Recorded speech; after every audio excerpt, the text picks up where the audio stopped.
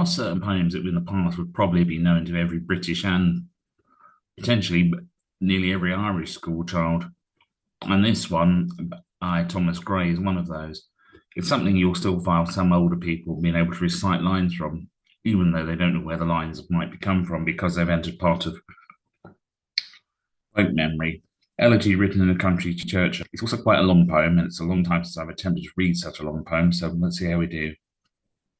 Curfew tolls the knell of parting day. The lowing herd winds slowly o'er the lea. The ploughman homeward plods his weary way, and leaves the world to darkness unto me. Now fades the glimmering landscape on the sight, and all the air a solemn stillness holds, safe where the beetle wheels his droning flight, and drowny tinklings lull the distant foals.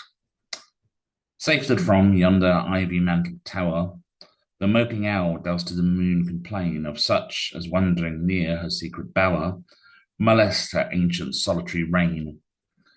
Beneath those rugged elms, that yew tree's shade, where heaves the turf in many a mouldering heap, each in his narrow cell for ever laid, the rude forefathers of the hamlet sleep. The breezy call of incest-breeding morn, the swallow twittering from the straw-built shed, the cock's shrill clarion, or the echoing horn, no more shall rouse them from their lowly bed.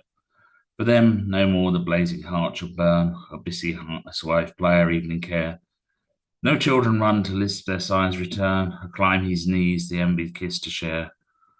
Oft do the harvest to their sickle yield, their furrow off the stubborn glebe has broke. How jocund do they drive their team afield, how bowed the worms beneath their sturdy stroke. Let not ambition mock their useful toil, their homely joys and destiny obscure, nor grandeur hear with a disdainful smile the short and simple annals of the poor, the boast of Hilary, the pomp of power, and all that beauty, all that wealth e'er gave, awaits alike the inevitable hour. The paths of glory lead but to the grave. Now you, ye proud, impute to these the fault of memory. Over their tomb no trophies raise, where the road, the long drawn aisle, and fretted vault, the pealing anthems, swells the note of praise.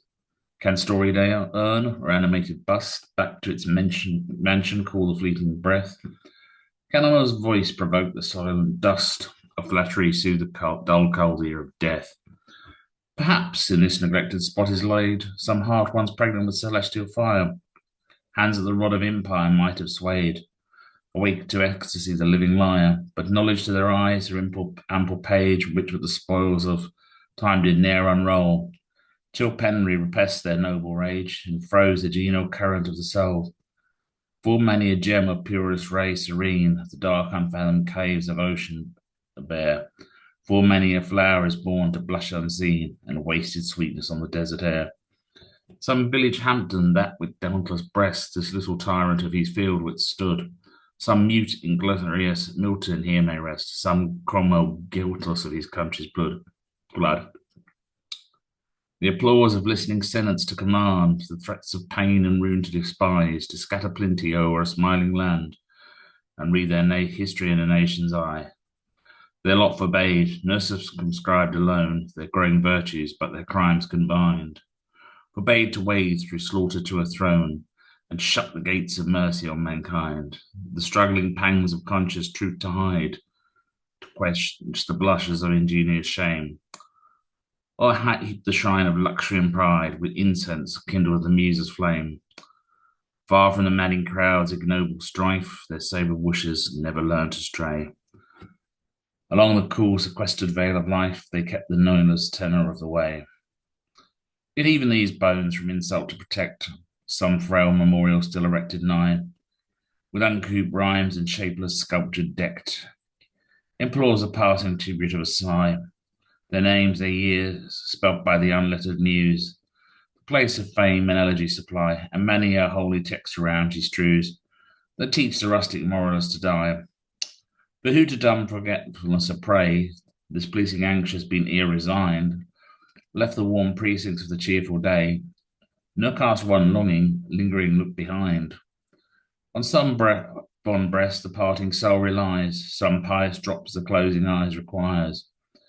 Even from the tomb the voice of nature cries, even in our ashes live their wonted fires. For thee, who mindful of the unhonoured dead, thus in these lines their artless tale relate.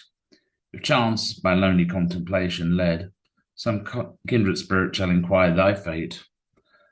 Haply some hoary-headed swain may say, oft have we seen him at the peep of dawn, brushing with hasty steps the dews away, to meet the sun upon the upland lawn. There, at the foot of yonder nodding bench, that reads its old fantastic roots so high, his listless length at noontide will he stretch, and pour upon the brook that babbles I, hard by yon wood, now smiling as in scorn, muttering his wayward fancies he would rove, now drooping, woeful wan like one forlorn, or crazed with care, or crossed in hopeless love.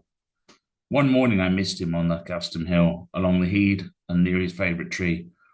Another came, nor yet beside the rill, nor up the lawn, nor up the wood was he. The next would dirge us due in sad array, slow through the church path we saw him borne, approach and read, for thou canst read the lay.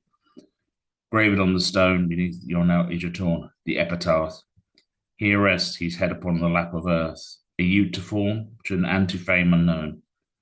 Fair science frowned not on his humble birth, and melancholy marked him for our own.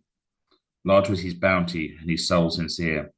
Heaven did a recompense as largely sinned. He gave his misery, all he had, a tear. He gained from heaven was all he wished a friend. No further seek his merits disclose, or draw his royalties from their dread abode. There they alike, in trembling hope repose, the bosom of Father and his God.